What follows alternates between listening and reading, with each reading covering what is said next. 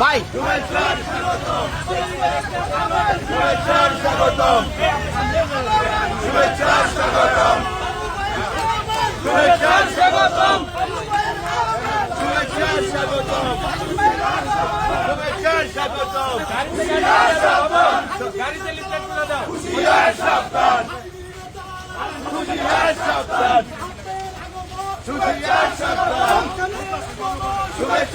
আপনারা সবাই একটু বামে বামে রাখেন।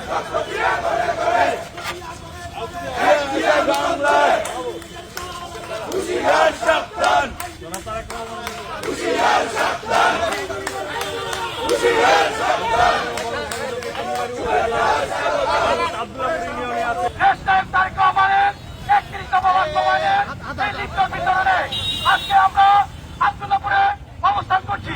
এখন আপনাদের সামনে সংক্ষিপ্ত কথা বলবেন টঙ্গিবাড়ি লোহজন মাটি ও মানুষের নেতা আমাদের অভিভাবক জনাব অ্যাডভোকেট আব্দুল সালাম আজাদ।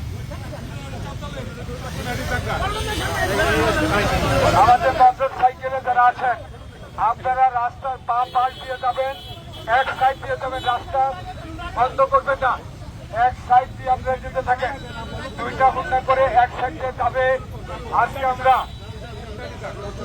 এই আব্দুল্লাহপুরের জনগণকে আন্তরিক ধন্যবাদ এবং মোবারকবাদ জানাই। আমাদের শহীদ রাষ্ট্রপতি জিয়াউর রহমানের 19 দফা কর্মসূচির মধ্যে দেশ একটি উন্নয়ন স্তরে পরিণত হয়েছিল। আজকে তারই ধারাবাহিকতায় শেখ হাসিনা বাংলাদেশকে ধ্বংস করে ফেলেছেন, বাংলাদেশে আইন কানুন ধ্বংস করে ফেলেছেন, অর্থনৈতিক অবস্থা ধ্বংসের পথে নিয়েছেন, লুটতরাজের মধ্য দিয়ে তিনি আপনার শাসন ব্যবস্থা কায়েম করেছেন, দখল শক্তির মধ্য দিয়ে। তাই তারেক রহমান আগামী দিনে রাষ্ট্র পরিচালনার জন্য 31 দফা জাতির উদ্দেশ্যে প্রণয়ন করেছেন। এই 31 দফা দাবির মধ্য দিয়ে এদেশে একটি কল্যাণমূলক রাষ্ট্র প্রতিষ্ঠিত হবে, এদেশে আইনের শাসন প্রতিষ্ঠিত হবে, কথা বলার অধিকার থাকবে, গণতান্ত্রিক অধিকার থাকবে। আর বক্তব্য দীর্ঘায়িত না করে আমি আমাদের আব্দুল্লাহপুরের সর্বস্তর জনগণ এবং আব্দুল্লাহপুরের আহ্বায়ক এবং সভাপতি এবং সাধারণ সম্পাদক সহ সর্বস্তরের নেতৃবৃন্দকে ধন্যবাদ জানাই। আসসালামু আলাইকুম।